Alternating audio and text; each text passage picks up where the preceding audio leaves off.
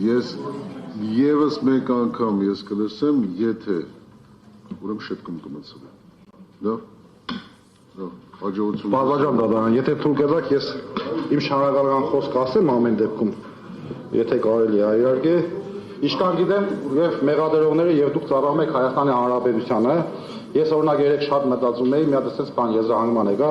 իսկապես ամոթ ու պարսավանք բոլոր նրանց, ովքեր Հայաստանի Հանրապետության ծառայության քողի տակ ծառայում են փոքր խմբակի շահերին, Նիկոլ Փաշինյանի շահերին, նեղ անձնական շահերին, իսկապես ամոթ ու պարսավանք։ Ես ուրախ եմ,